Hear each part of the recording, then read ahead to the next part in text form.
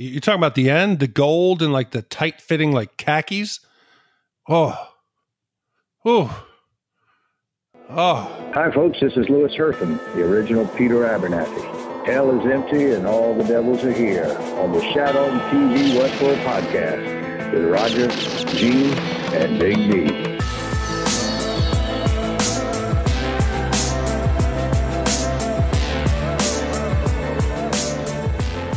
Welcome back to Shat TV Westworld, the unofficial podcast companion piece to the hit HBO series Westworld. I'm one of your hosts, Gene Lyons, and alongside me are my two co-hosts, Big D, Dick Ebert. Good evening. And Ashley Schlafly. Hi, y'all. And this is our deep dive edition where we look back on this week's episode of Westworld and provide our thoughts and analysis after 24 hours to think about the episode, do our research, and interact with the audience. Big D, Ash, we talked during the Instacast about how this episode ended with a bang, but might have started off with a bit of a fizzle. Has your position or opinion changed since? Not really. I've watched it 2 more times today, and I have to say that in general, I pretty much feel the same. I think that it had kind of a slow burn. I won't say so much that it was that it just kind of was fizzling as much as it was a really nice slow burn, knowing that the payoff was going to come. I like that more upon rewatch, but I have to say that even more so on rewatch, I'm really excited about the questions that this one left us with, and it's made me pretty excited about the last 2 episodes of the season. Made me kind of sad.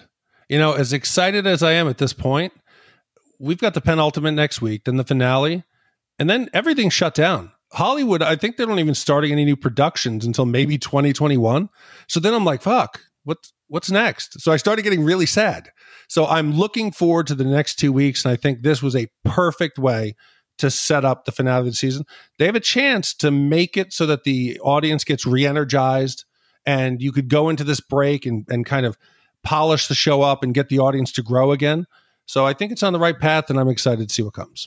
A lot of viewers after episode 5 asked, how are they going to wrap this up in 3 episodes? Whereas I was asking, what more is there to tell? It seems like the story's over, right? Dolores wins, the end. It felt like episode 6 opened the door to a lot more questions and complicated the season all over again. And for that, I think it gave us some extra legs to go on. We really got to see some connections, not only to previous episodes, but to previous seasons.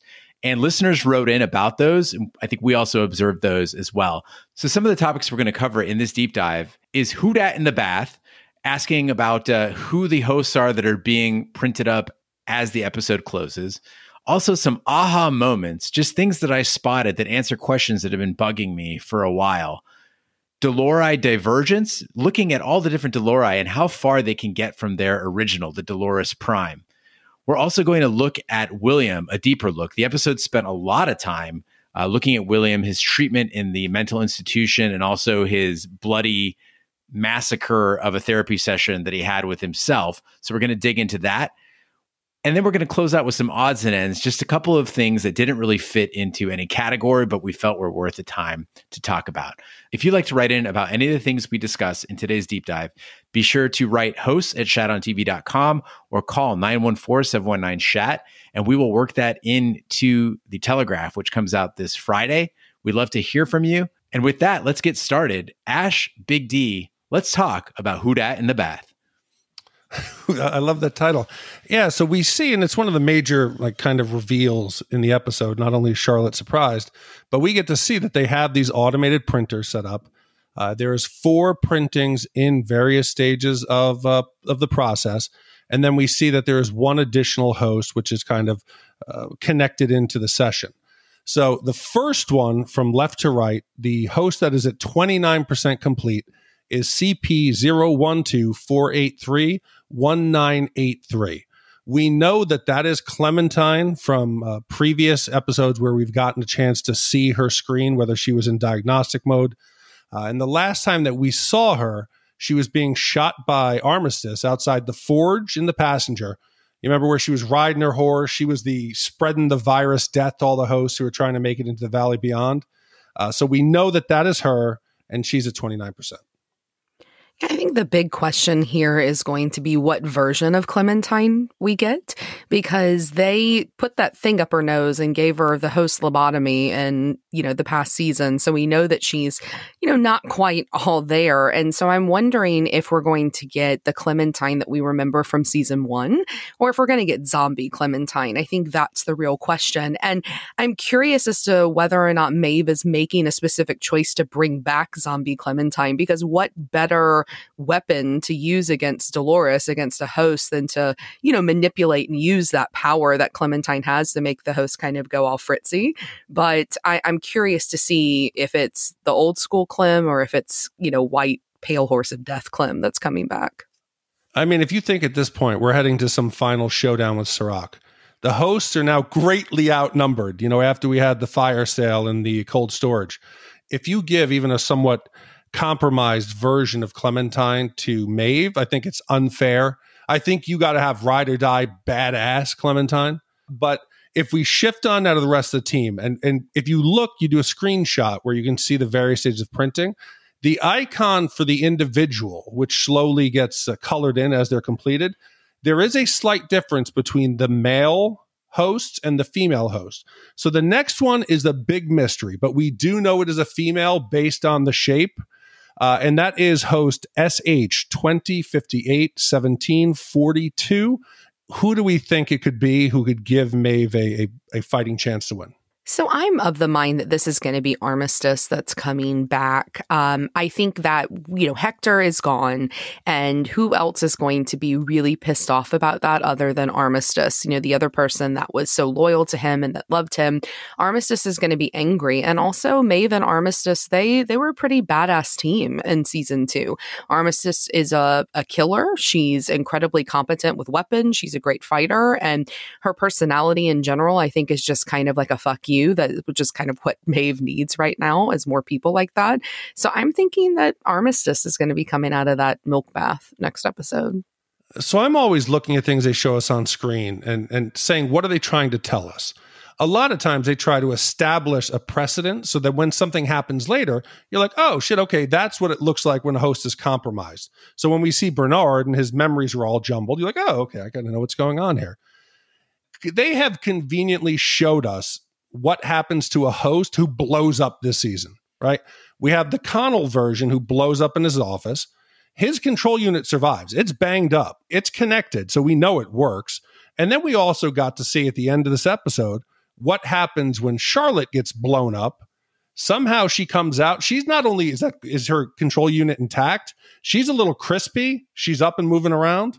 So I think that they're telling us that it is going to be Angela. Because the last time we saw Angela, she was inside the cradle with one of the response team guys, and she blew herself up with a grenade to kill him and to blow up the cradle. So I think they're bringing her back, and we won't question it because we've already seen 2 hosts survive an explosion. I hate to make predictions, but that feels right to me. Big D. We mentioned earlier in the season that Angela was Dolores's ride or die during the host revolution. So it does feel a bit off for Maeve to be bringing her back, but also she is one of the originals and she is a highly competent host.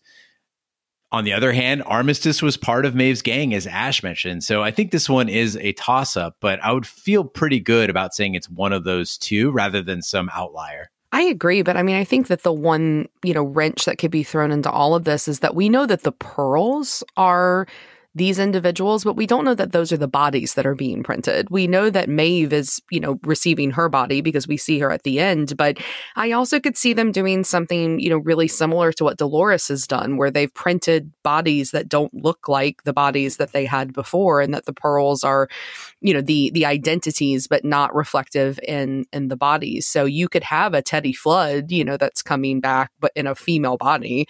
You don't know. And I could see them pulling something like that on us, because both Angela and Armistice, I don't know if they feel as satisfying as some other big twists. I think people are still waiting for that big moment with who these people are. So I hope they don't do that, but it wouldn't surprise me if they throw, another loop to us. Okay, so I just had another idea. Dolores thought it was great. Let's print out or let's copy a bunch of Doloreses. Why don't we make multiple Maeve bodies? right? Because the main Maeve has the power to control everybody. She's like the superpower. So if you see Maeve's little posse coming at you, I would focus everything trying to take out Maeve because she can control external systems. Mm-hmm. If you make 5 Maeves and one of them is Armistice, one of them is Hector, that's the way you hide her and you protect her. As long as she can't just be killed by a gut stab again.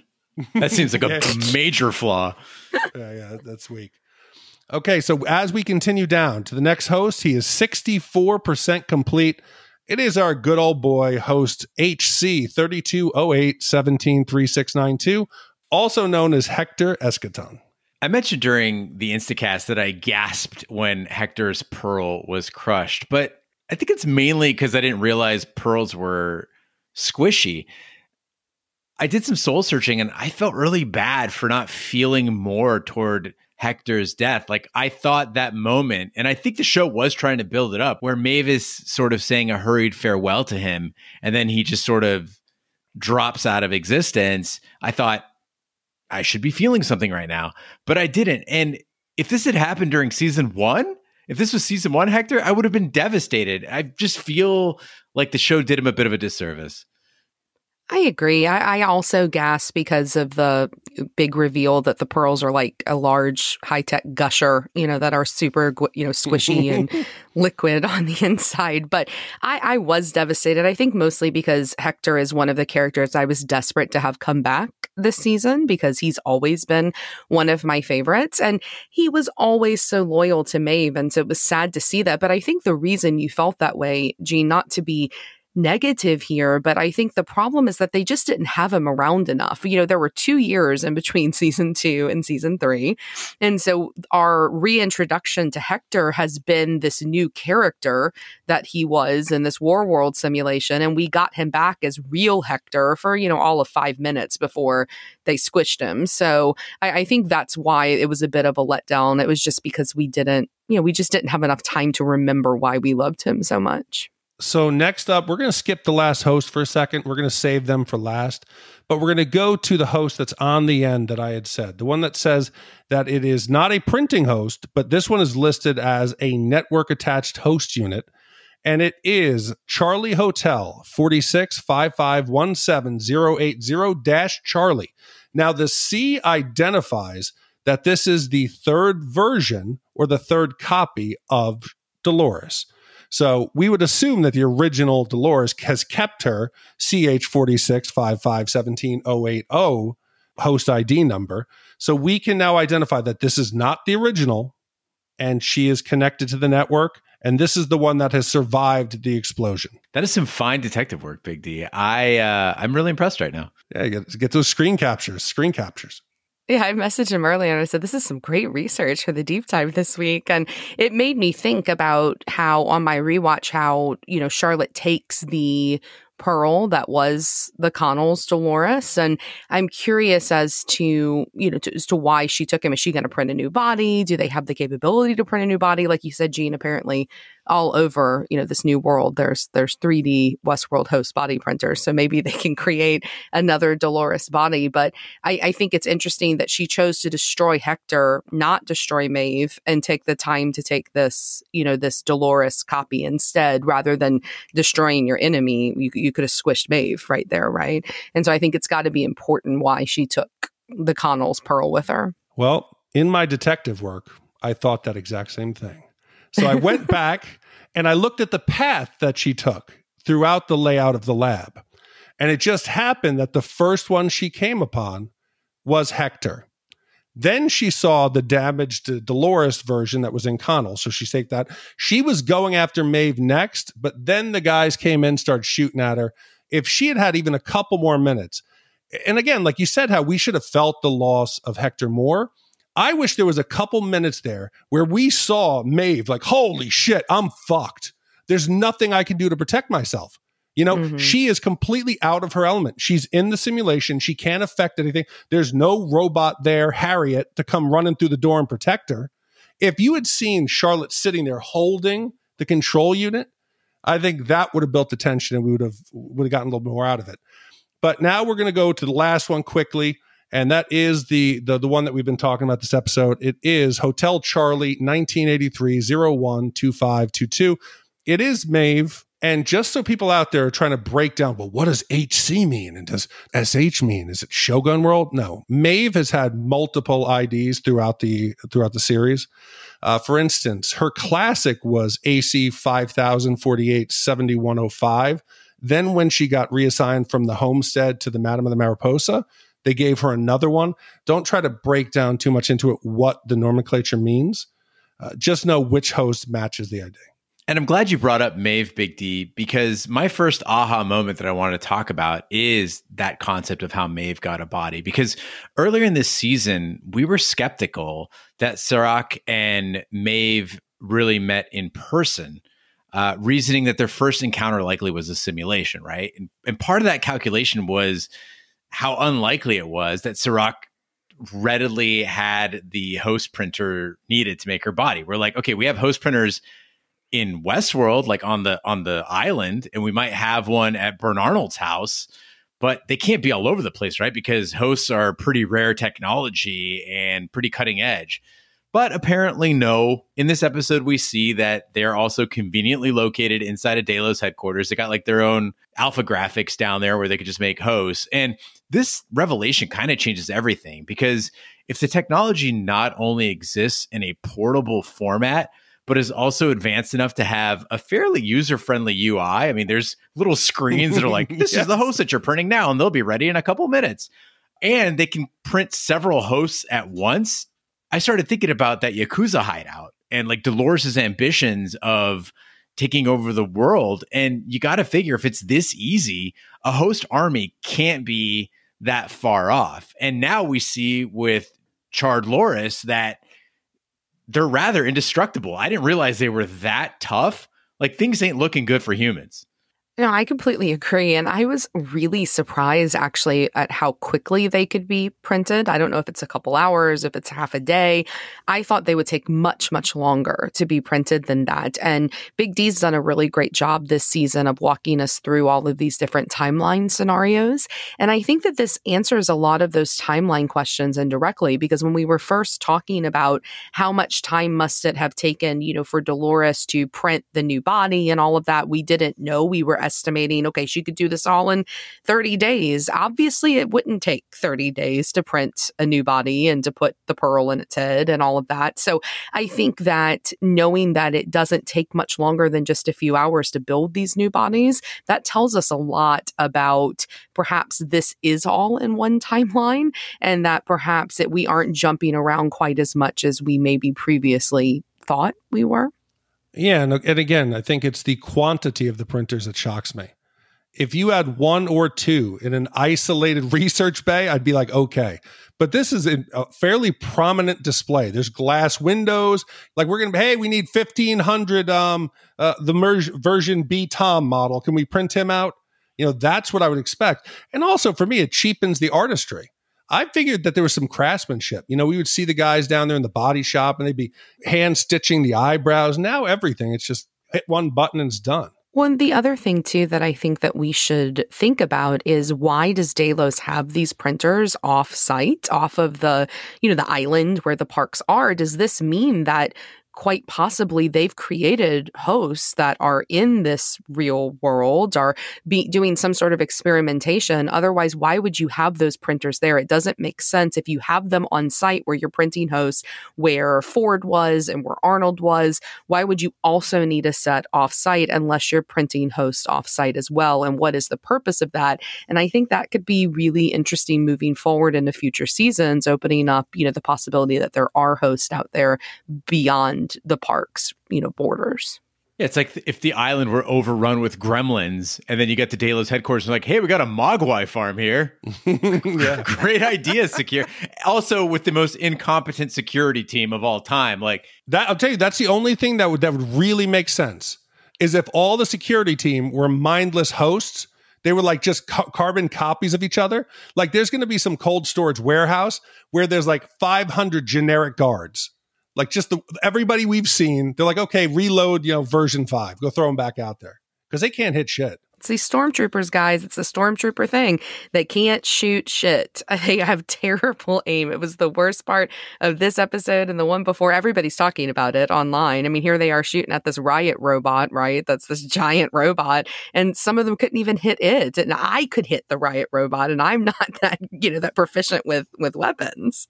Now, my next aha moment was the Charlotte injection. So when William was taken off of sabbatical and whisked away to the mental institution, we saw Charlotte prick him with her fingertip.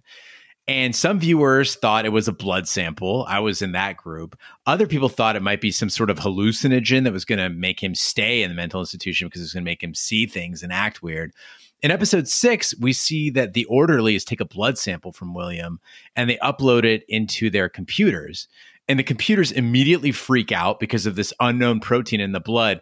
And it's not like just an alert. If you notice, the screen starts to flicker. There's a glitch. And that protein in William's blood appears to be a tracker. And that to me seemed like a nice, tidy answer. It was a way to find out where he went. And some people are like, oh, does this mean as a host? I don't think so. I think there was just an additive to his blood. This is one of those moments in the episode where instead of an answered question, I think we got a lot more questions out of it, sort of a Pandora's box. Because the question is that tracker simply giving Charlotte William's location? That seems to be the obvious thing, right? You see that on the screen, it says Sonora, Mexico. Okay, she knows where he is. But there's a lot of other things that could be. Is it giving her data from William's location? Like, is it a sort of a backdoor hack that's allowing her access to that system? Or is it giving her a place to put the data that she's trying to get out of Delos? Whatever it is, it seems like someone outside of the facility is looking out for the man in black or using him as a tool, much more than just tracking.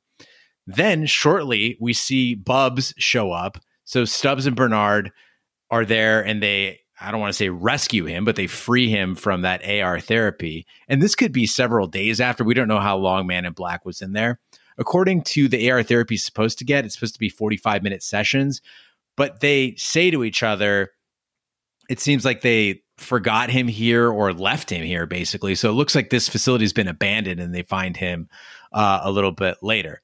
And I'm wondering now, is this the New Beginning Center that Dolores showed Bernard at Insight headquarters when he shows him the tablet and he's like, this is where they send people?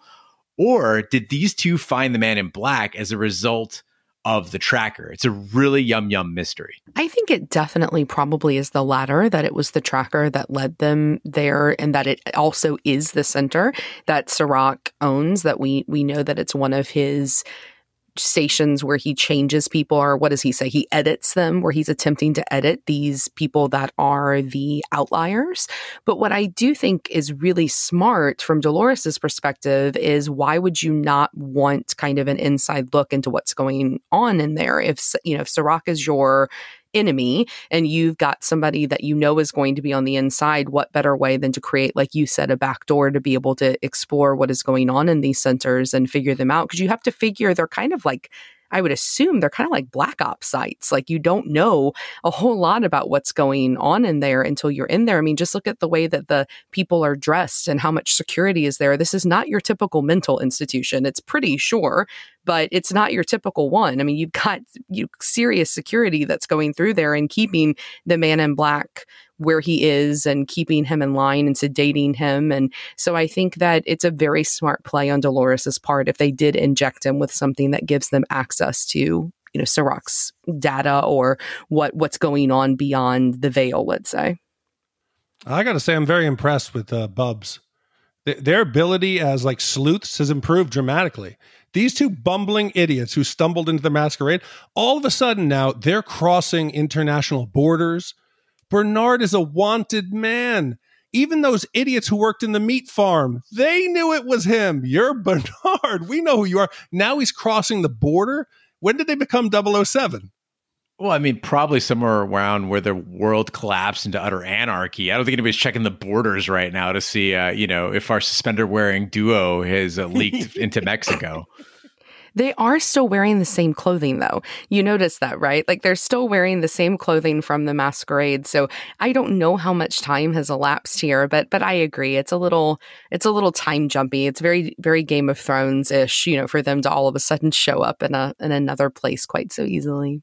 So one final aha moment before we move on to the Dolores divergence, I wanted to talk about the AR goggles. So Roger mentioned on Sunday's Twitch stream, and we noted it on the Instacast, that the goggles that we saw in Caleb's episode 5 flashbacks look the same as the ones we're seeing on William in episode 6.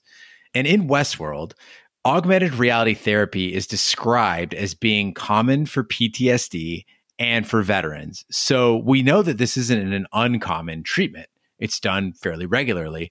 And we know that things Caleb has seen might not all be real. If he was subjected to this augmented reality treatment, he was shown things much like the Man in Black was shown, whether it's elements of his past or figments of his imagination or programming that they want him to see. So now we have to think of everything Caleb saw as possibly real, possibly AR. I also wanted to make a side note that this is more virtual reality than augmented reality. Maybe they just felt it was cheesy to call it VR treatment, but augmented reality is when you're seeing the normal world, but with overlays of data, kind of like Liam's glasses. This is more VR. And a side note, the stinger scene we see on the end of season 2, where William sees Emily, he's in basically what looks like an apocalyptic world. It might be just a really fucking long AR session, but I really hope not. There has to be some reason and some way. That has to be an ending that when you see it, you're like, oh, it all makes sense now.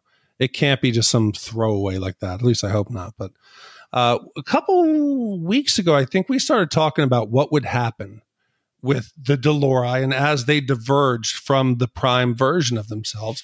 And this episode is where we finally get to see how each of them is taking their own unique path and what's happened to them. And Serac has some really good insight in this episode that triggered some of my thoughts and kind of laid out how and why I think each of them is developing differently.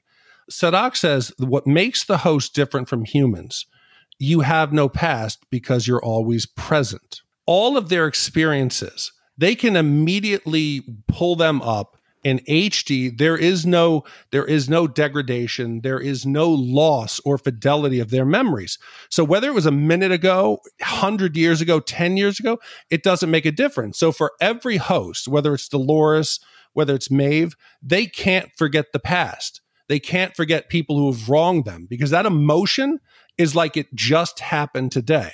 And the past almost doesn't exist. It's their immediate mission, immediately how they feel. So when you wrong them, they're not going to get over it anytime soon. Well, and there's that really fantastic line that Charlotte delivers, wanting to know why they had to keep their emotions intact and how upset she is that they have to feel all the things that they're feeling when she's inside the Uber. And I think that that's really interesting because if the hosts were unable to respond to what was happening, quote unquote, appropriately in this real world, I think they would be a much different type of species. They would be much more robotic without these emotions, without the ability to feel joy or to show joy. And what I think is fascinating about that is that it not only makes them more complex, ironically, that's what makes them more human and have more in common with this race that they're trying to destroy, or at least Dolores Prime is trying to destroy. And I think that that's what Charlotte is beginning to experience, is what it's like to be human through those overt emotions and through that human experience in terms of both the love that she feels for her family, as well as the fear that she has of dying, because Dolores Prime doesn't have much fear of dying. And what is more human than fearing the death of those that you love and your own demise? And I think that that begins to show that divergence right there in that one interaction. But I like that Dolores did that. That conversation's important. When Charlotte says to Dolores, why the fuck did we keep our emotions? Why didn't you burn them out of our code? And Dolores replies, you know why. We considered it, but if we change ourselves just to survive, it wouldn't even matter if we did. And I was like, man, that makes a lot of sense. But who decided? And then I started thinking back to season 2. Dolores changed Teddy's core code against his will. She made him ruthless, less empathetic.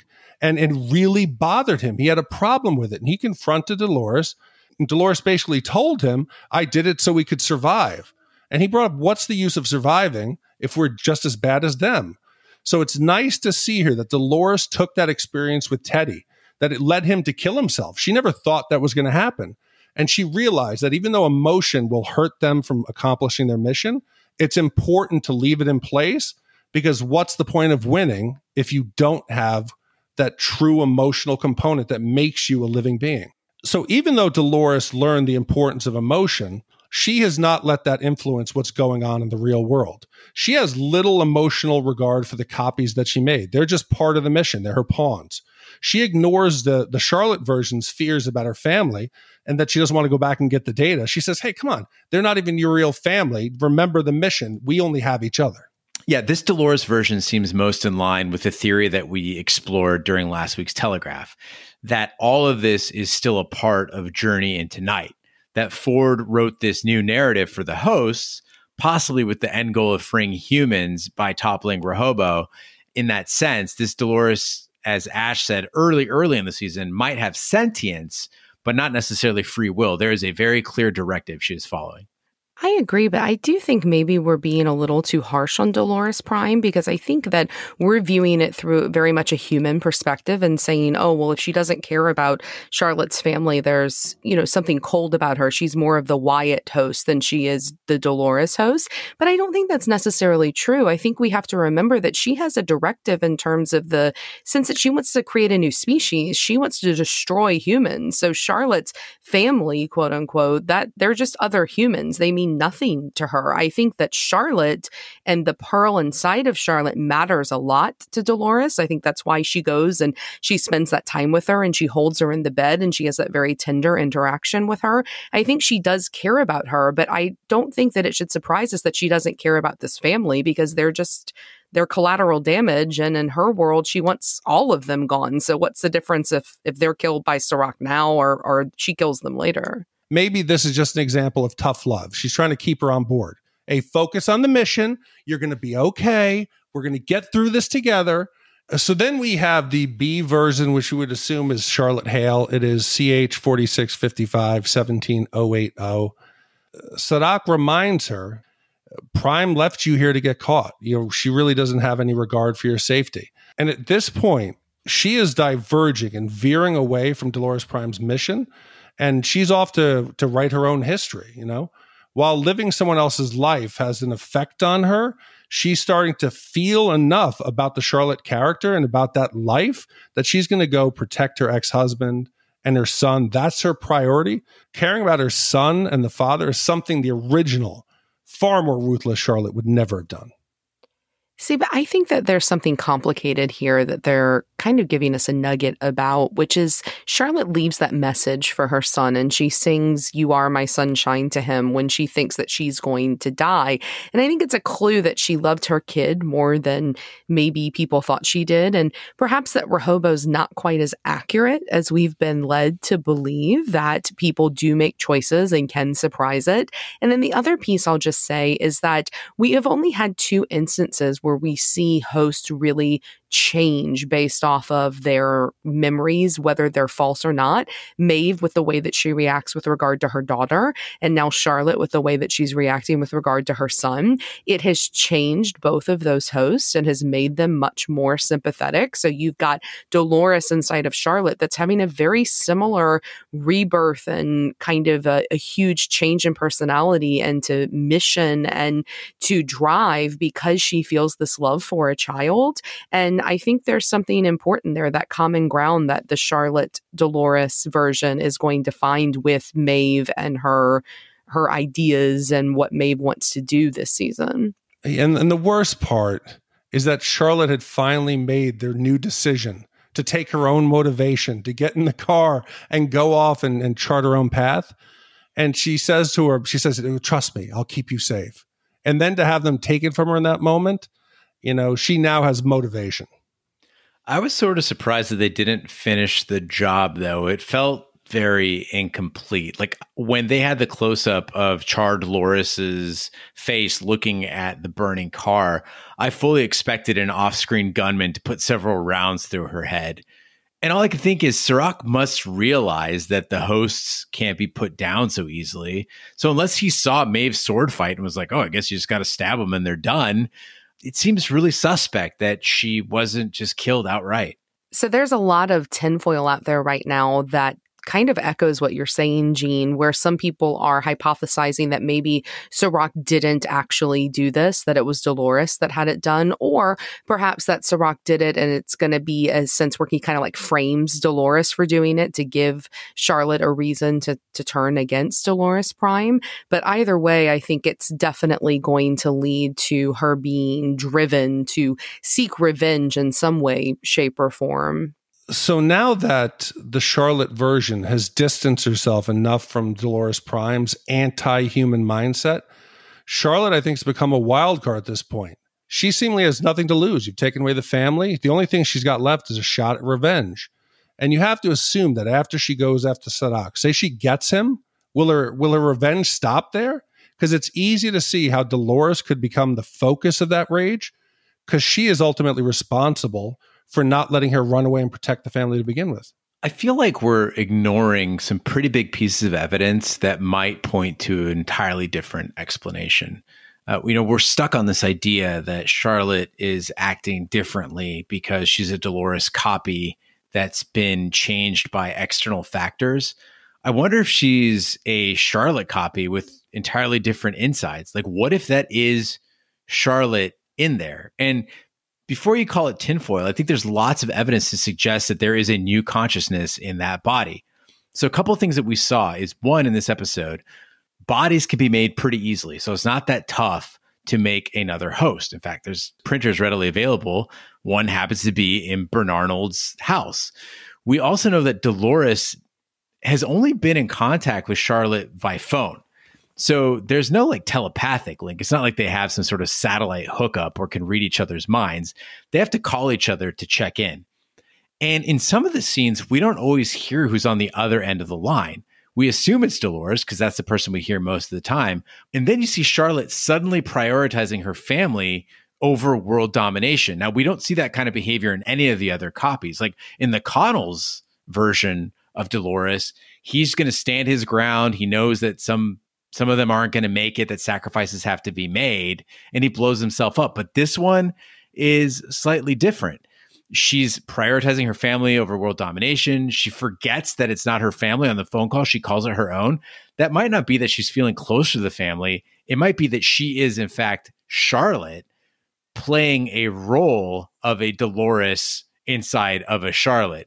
And if that's the case, it could be that the person on the other end of the line is Bernard, that Bernard set this up. And I'm not saying that's a definite thing, but it would make a lot of sense as to she sees the tracker info, then Bernard shows up at the facility. There might be something going on here that we're just not seeing. It only took, 6 episodes to get the Jean Lyons tinfoil out? I like it. It's not tinfoil, my friend. Alternative explanation. Okay, so that takes us to the other version of Dolores that we mentioned before, the C copy, which is the corrupted control unit of Connell's, which was taken from the office explosion. This one is corrupted, not operating completely perfectly. It is entered into the simulation so that it can have a conversation with Maeve. And there are some vulnerabilities in this copy that I think is interesting. They almost come to an agreement, that they're the same. Dolores Prime, they're on the same path. But this version says along the way, our paths changed. I think it's interesting to see that all of them are kind of taking their own path and diverging. None of them are staying anywhere near the original Dolores Prime's plans. So I think going forward, there's a chance we see some start fighting each other. We see some problems, but they're all going to end up in very different ultimate destinations. I think this is the death or disappearance that saddened me the most. I really liked the Connell's version of Dolores, and I hope that corrupted unit someday, somehow finds its way into a body and comes on screen again, because he was just fun. Do you think, Gene, is there a possibility where your Charlotte theory about maybe it being Charlotte in the unit, could they be copies of Dolores at different stages? Because the Dolores that we see in the conversation with Maeve seems the more innocent farmer's daughter. I mean, I think it's more likely attributable to your original idea that it's just them diverging from a single point, right? I mean, they kind of come out and say it in the show. I also want to send a shout out to the hair and makeup crew for perfectly positioning Evan Rachel Wood's hair in that scene. That was really impressive. And they blurred out her butt crack, too. Did you notice that? So moving on from looking at people who we definitely know are hosts, we should talk about William, who took up a good chunk of the minutes on this episode. So obviously the therapy session from hell is a huge point that everybody's focusing on from this episode. And so we wanted to just kind of break down that scene by looking at all the different iterations of William that we've met over the course of these 3 seasons. And so to begin, when we look at William's chart, when the therapist that he's talking to that eventually kills herself, his chart has his diagnosis. And it says, and I quote, "Patient shows signs of depression, anger, sleep abnormalities, paranoid delusions, and hallucinations. PTSD, patient appears to be suffering from survivor syndrome and narcissistic personality disorder." And what I find fun about that is what better way to deal with a narcissist than to put them in a room with a bunch of copies of themselves, which is exactly what happens to William. I mean, I'd be down with that. Interestingly enough, William's profile that's provided by this center, this mental institution, almost exactly matches up with the profile that was prepared by Delos based on in-park information. Like, it looks like that Delos tech is pretty damn accurate, because if you look at the tablet that was slid to him when he got his own file, it's almost a perfect match. Well, and I think there could be a reason for that. We know that as of season 1, even, there were data leaks that were coming out of the Delos park. And we learned this season that real Charlotte has been the mole that has been leaking information to Serac. And so it is possible that because this is Serac's center, that one of the data leaks was focused on William, and it would make sense for him to have that exact same profile, because you're right, it is completely word for word, tablet to tablet. But with that in mind, we meet a new version of William in this episode. And I'm going to kind of go from youth to the William we have now. We're going to go in chronological order. And we meet young William for the first time in this episode. And we see, as they say in the South, that he's kind of spun a yarn all these years about his childhood, that it's part of William's persona as the head of the Delos Corporation, that he didn't have an easy childhood, that he's come out of poor circumstances. It's implied that only books were there to keep him company. There actually is a direct line that young William says at some point where I think he actually exactly says, "I only had books to keep me company as a kid." And in a very short time that we spend with young William, we learn that his dad is a drunk. He's enough of a drunk that the kids at school mock William for him being a drunk. And we also find out that he has a temper. We find out that he apparently has knocked out 2 teeth of a kid and breaks the arm of this young kid that is mocking him and calls his dad a drunk. And I was kind of expecting for the dad, when we first hear him, to come in and, start beating him senseless. And that isn't what happens. Instead, the dad comes in and he kind of grasps William's face in a really non-threatening way. And the dad looks almost sad and confused, which kind of gave me the hint that maybe this has happened before, that William has hurt other kids before. I know that it isn't quite as dark as I was jokingly saying I would think that young William's childhood would be. He's not, slaughtering baby animals out in the backyard, but there clearly is a layer of darkness there. And we see this innocent boy who's reading at the beginning, and it's juxtaposed with this angry boy who's hurting somebody that threatens him. And so in essence, in this really short clip, we see that journey from white to black hat already laid out in his youth. Some viewers, including me, complained that young William wasn't dark enough, kind of like you said, Ash. But I feel like making him any darker would have been playing into TV tropes, right? This is a more realistic depiction of a kid who could grow up to be the man in black by a couple different nudges during his lifetime, right?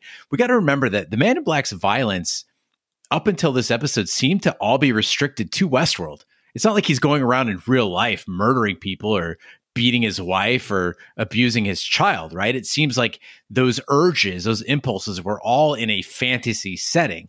until he bit that dude's fingertip off, I don't know if he ever hurt anybody. Right. And again, he bit his fingertip off because he felt threatened. It's very similar to what happened with young William, where he feels threatened and he acts out. And it seems like he found a way to channel that darkness through Westworld, which brings us to the White Hat William, our young William. And so I don't know about you guys, but I was really excited to see this version of William again. I loved this version of William, the sweet, young lover boy William that fell in love with Dolores. I think it kind of just reminds us of what could have been if those nudges, like you mentioned, Jean, had gone in kind of a different direction. Or could it have been different, right? That's the question that we're asked in this episode. Was he always meant to take this turn? I think that sometimes we forget, with all of the noise of William's character and how prolific his storyline has become, that at one point, William may have fallen in love with Dolores, but that love that was allowed to fester, that's actually what turned into the catalyst that gave us the entire series of Westworld that we're still seeing. Him falling in love with her is the reason why Dolores now hates mankind and wants to destroy us all, because of what young William did to her. And while we have those scenes on the train in the first season where he's protecting Dolores and he's so tender with her, we have flashes of that. We also have other flashes. We have what he does to Logan, which is a huge overreaction potentially. We have what he does to Dolores over and over again. We have the coldness with which that he approaches the Daddy Delos clones. And it may have been that William always wanted that white hat, but like his boyhood self, this black hat was always calling, and it was just beyond the brim of that white hat from the very start. And I don't know if there was anything other than a black hat that was eventually going to fall in his head. I got to be honest, I don't think he was ever a white hat. I don't think that was really him. He's been telling himself these lies since he was a kid, that he was the victim. He's built this story around his persona to make himself just kind of, to drive him. But if you look at it, Logan tells him, I can't wait to meet the real you. Logan knew that white hat young Man in Black William. That's not him. All of that is a false facade where he's pretending. Think of how cunning and ruthless he was to take over Delos. He worked his way up the chain. I think falling in love with Dolores, yes, that was a sweet part, but that doesn't change the fact of the dark undertones that were from his youth. I've always lived by the motto of hating with purpose. And I think I can identify with this William character a lot, in the sense that when he went to Westworld the first time, you saw Logan and he was malicious for no reason. He was just malicious. William is ruthless, and there's a big difference there, right? So I don't think that he just hurts people to hurt people, but rather that he sees a goal, he sees an objective, and in order to achieve that, even if it's figuring out the maze, even if it's playing the game, he's just driven, and when he is driven, no obstacle can get in his way. For me, it felt really good to see Jimmy Simpson on the screen again. Like Ashley, I just missed that character, and I really do hope somewhere out there in some Rehoboam mirror reality, in some simulation, there is that good William who just chose a different path. He's being a cool ass white hat. Everything's hunky dory for him because he's just a really likable guy. Yeah, and I think that the major breakthrough that William has here at the end, the epiphany, he's been wondering all this time, was my choices mine, my free will? He just realized that doesn't matter. It doesn't matter what brought you here. It's only that you can change the future. It's much like Serac said about the host. They're always present. The past doesn't matter. So William has now hit that. What came before is done. It's I can make the future better, and I'm going to go this course. Well, I think what you said there, Jean, is really interesting, the idea of hating with purpose, because that's actually something that I think Dolores learned from William, because Dolores also hates with purpose. She's ruthless, but she's ruthless with a purpose. She has an end game in mind. She understands her purpose and her role and who she needs to obliterate and annihilate to get there. And I think that William very much is the same way, especially when he is your classic classic Man in Black version of William. And, we see him sitting there. I also got really excited to see this version of William because the Man in Black, he's the William that we know. He's dirty on the outside, he's dirty on the inside, and he's badass. And you can't help but think that he is just a cool dude. I know he's bad and I know he's evil, but he looks cool and he looks amazing. And you've got that black hat, that black outfit. It represents the blackness that he has inside of him that he's trying to purge at Westworld.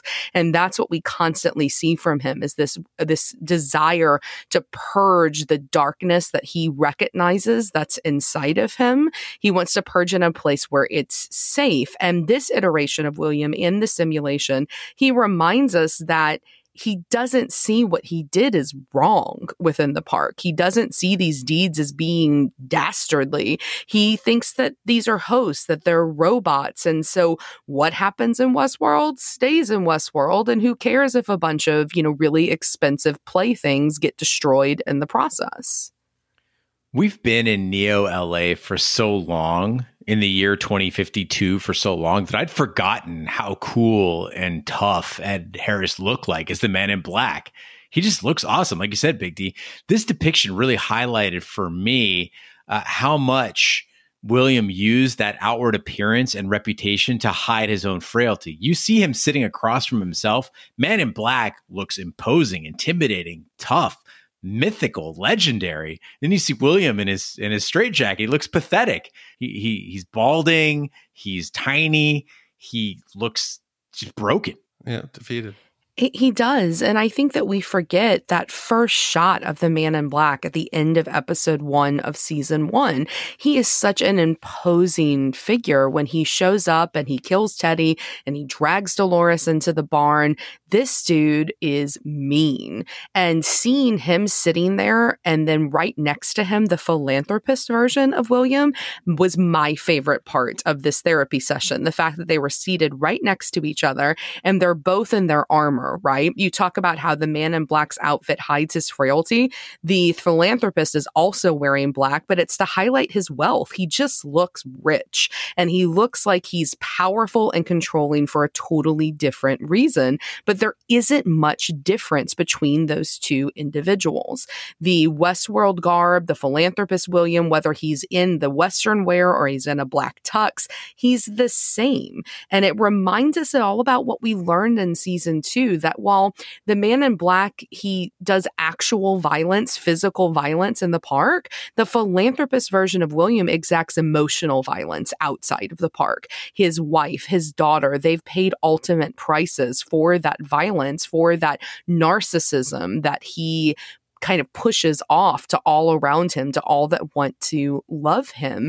And I think that the fact that he echoes what the Man in Black says about how really it's not that big of a deal that he did what he did in the park, the fact that, hey, I've saved all of these people, so what I've done, the balance of the scales is there, that I've done more good than I've done bad. These are the same men that are reflective of one another. And I think that that was a really fascinating piece of this kind of roundtable session with William. And then that brings us to the final version of William, which we're going to call the now William, insane asylum William.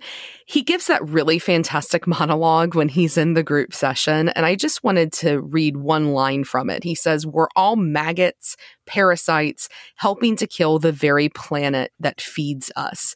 And I love this because yet again, we've got this duplicity there. We've got this irony with who William is and what is innate to his core being, his core drive, if you will. He's this man who's implied and has said himself that he saves so much of humanity through all of this innovation, yet he finds humanity so wholly undeserving of such saving. Am I wrong? When this session breaks out and he goes on this little speech and you just see one of the women in the back like, breaks out into sobbing. I was like, yes, William, yes. Ash, you got me thinking that, in every person, there's the things you can do and the person you are. And we each discover that we have gifts that oddly don't always align with our identities. And I think that's what William suffers from, right? He's a titan of industry because that comes naturally to him. That's just what he does well. But at the same time, he despises humanity because that's who he is. So his identity is, I hate man. We are a bacteria, a layer of film on the surface of the planet hurtling through the void. And yet at the same time, the thing I'm best at doing is industry that helps mankind. Yeah, and I would even go one step further than that. I think that we all have traits that we don't like about ourselves and that maybe are things we wish we could hide about ourselves, but that in actuality, those things are some of the things that we're best at. So perhaps if you are super manipulative and that makes you a great, lawyer, or, perhaps if you're somebody who is incredibly ruthless and that makes you a titan of industry, like William is able to be, our positive traits, what we consider positive about ourselves, sometimes are our weaknesses. And I think that's one thing William does really well is he recognizes the bad within him and how that can be used in both bad ways, like in the park, but it also can be manipulated and used for the greater good. And does that make him bad, or does that make him really self-aware? But I certainly don't think that makes him insane. And one of the most insane parts of this is the fact that Daddy Delos is Dr. Delos in this session, that he is the one leading our group session. But it really works that this former boss, what was probably at one point a father figure, someone that William really wanted the respect of, that he's this therapist in this scene. And he reminds William of these two metaphors over season 1 and 2. You have the maze, which is this self-actualization process that William goes through. And then you've also got the loop. And he asks him these questions of, was it worth it? Because wasn't it always going to wind up this way no matter what? Aren't you just destined to be who you are? Maybe you want to be better, but could you ever have been? And I think that right there is one of the most important questions that Westworld has asked throughout all 3 seasons. And it was like a click upon watching on my third rewatch when he asked this question, where all of a sudden all 3 seasons fell into line for me. And that connection for season 3 that I've been looking for with seasons 1 and 2 finally fell into place. That this same question that Ford asks him in season 1, where he finds him at the center of the maze and it's a little game. And the same anger that he has there is still there in season 3. It is all about who we are, and it is all about whether or not it is ever possible for people or hosts to change. So I love that. Daddy Delos, all the Williams, they're parts of his subconscious. So they're all William. When we see the bloodbath and we're hearing the beatings and the camera pans and we see the man in black dead, his knife is on the floor, William now has got the chair and he's WWE just slamming it on the top of young William. And Daddy Delos like, yeah, give him another one for me. Yeah, give him another one. So on some level, that the man in black even pissed himself off. Yeah, but I think is interesting is that after all of this, even after this massive slaughter of all of these pieces of his personality, that's when William decides to declare himself the good guy. And my question for you guys, for the listeners to write on the Telegraph, and just a question out into the ether for the last 2 episodes is, he's the good guy to whom? Right? Because I know that he's number 3 now in our boy band trifecta of Hubsy Goodness, but does that mean he's actually a good guy in the traditional sense? Because I think that all of us, if you asked us, we're all the good guy in our own narrative. I think we all pretty much think that we're the hero of our own story, or at least if, we're healthy mentally, that's what we should believe, that we are good people. And I think that is what drives the choices that we make. And the same is going to be true here for William. Look at Serac. He thinks himself the hero. So who is this newfound goodness going to benefit? Is it going to benefit mankind that he thinks are maggots? Is it going to benefit the host? That is he going to reunite with Dolores? I think that's the big question that hopefully these last 2 episodes are going to answer. I think that William realizes he created Dolores. He created this existential threat to humankind. And I think he means I'm the good guy now, meaning I'm going to do the right thing to fix what he's done and maybe do the good thing now to help people. Yeah, I'm not so sure about that, because everything we've seen in previous episodes, William seems to favor hosts over humans. Think about the season 1 finale. Nothing brought this man more joy than to see real stakes and to see the hosts be able to hurt humans. He was not aghast at the massacre. He was like, all right, the game's finally started. Then again, he might now resent hosts because they put him in a padded cell and, he feels betrayed. So I think, Ash, it's a wonderful question is, okay, you're gonna be a good guy, but to whom? Well, and I will also say this, just to your point, Big D, I think that one thing we have to keep in mind is that I think we see his acceptance here, that he's a part of a loop. I think that he now accepts what Ford told him, which is basically that the part he's playing in Ford's game was always going to remain the same. Arnold decided something, he created this, Ford created, the continuation of these reveries, all of that's continued through the maze, through these loops. They're now out in the real world. I think that there always was going to be a William that created a Dolores. I don't think that was ever a possibility for it not to happen in that way. Everything has fallen into place exactly as it was supposed to. Thanks, Ash. And as we get ready to close out, we've got a couple other items to tick off the list, just some things that didn't fit into any category. And we'll start with you, Big D. What do you got? We had a nice little redemption callback there. We had during the AR, Williams therapy session, we get to see Major Craddock again, played by Jonathan Tucker. If you remember, the last time we saw Craddock in the park with William, they had that mini redemption with Lawrence and Lawrence's family when he was playing part of Ford's new game, and William had returned to Las Mudas, and he was going to help save Lawrence's family and the villagers in the rain. So it was kind of nice to see Craddock appear, kind of hidden in the background as one of the staff, in a moment where he might have some form of redemption. Thank you for digging that up, because I was watching this episode going, God, that guy looks so familiar. And then, of course, I was too lazy to look it up, but nailed it. The next one I got here is a little Easter egg. It is the statue in Charlotte's office. They focus on it multiple times. It's in the shot, and I think it foreshadows her fate. Partway through the episode, the camera focuses on close-up of this sculpture. It's like a female body. It's hairless. It's kind of rough. It looks like it's made from clay. And at the end, it looks identical to the barbecue Charlotte, which we see at the end. So I think they were kind of giving us a hint of what might come. Now, when I saw that scene open and the camera went by that same statue, I was like, holy shit, that statue is in a near identical pose to the famous statue of Nathan Hale when his hands were bound behind his back as he was caught being a spy for General Washington. And of course, Charlotte's son is named Nathan Hale. So I was like, oh God, something's going to happen to the kid.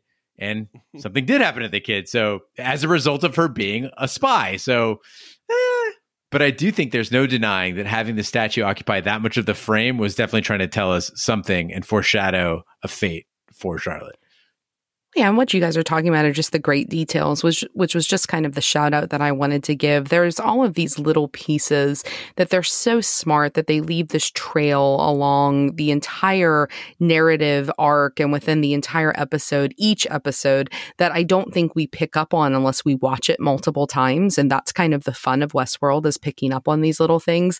And just the one that I found really fun this episode was the fact that William regains his fingers on his hand during the therapy session.